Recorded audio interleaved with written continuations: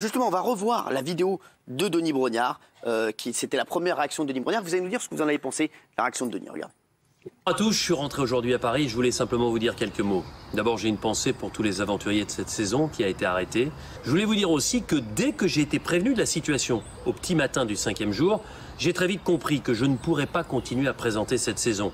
La décision de la production de suspendre l'émission a été partagée par tous. Les équipes techniques et TF1 qui, comme moi, ont été marqués par cet événement. Un grand merci du fond du cœur à tous ceux nombreux qui m'ont envoyé des messages chaleureux. Et puis je peux vous l'annoncer, Koh-Lanta reviendra bientôt sur TF1. Alors, justement, Denis Brognard, sachez qu'il était, lui, il ne voulait pas reprendre le tournage. C'est une info que je vous donne.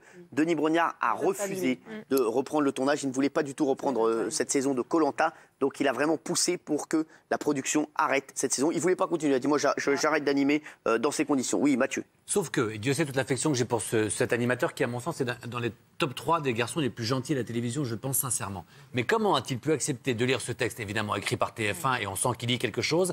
Et c'est horrible parce que, encore une fois, des conditionnels. Mais ce qu'il est en train de dire en gros, c'est il y a peut-être eu une tentative de viol, mais hey, show must go on, le tournage repart, ça va revenir. Pas de viol, d'agression sexuelle. D'agression sexuelle, pardon. Oui. Mais show must go on, ça va revenir. Enfin, c'est hallucinant de dire ça.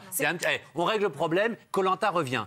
Mais moi, je trouve ça hallucinant. Je trouve que c'est extrêmement maladroit. Il aurait dû parler du problème, dire que c'est grave, se poser des questions. Et il faut se poser les vraies questions, encore une fois, entre l'agression la dernière fois, enfin cette fois-ci, et la dernière fois un mort. Je pense qu'il faudrait maintenant commencer à dire, pardon, je termine, juste commencer à dire, il s'est passé quelque chose de grave. On va en parler, essayer de comprendre, et on verra derrière si ça revient. Là, il a l'air de minimiser comme s'il ne s'était rien passé. S'il s'est passé quelque chose, c'est grave. Hein. Il est... Ben, c'est ce qu'on comprend. Denis, il est extrêmement concerné. Isabelle. Il ne lançait pas un débat, il faisait une déclaration. Et en tant que déclaration, il ne peut pas tout mettre dedans. La seule chose qu'à mon avis, on peut lui reprocher, c'est d'avoir eu un petit ton léger, un petit ton comme s'il présentait une émission normale de Koh-Lanta. À mon avis, c'est juste une maladresse. C'est la phrase de conclusion qui est dommage. C'est-à-dire que tout le texte est formidable. Effectivement, il dit qu'il y a un souci. Effectivement, il dit qu'il est extrêmement embêté par ce qui se passe. Il aurait dû s'arrêter là.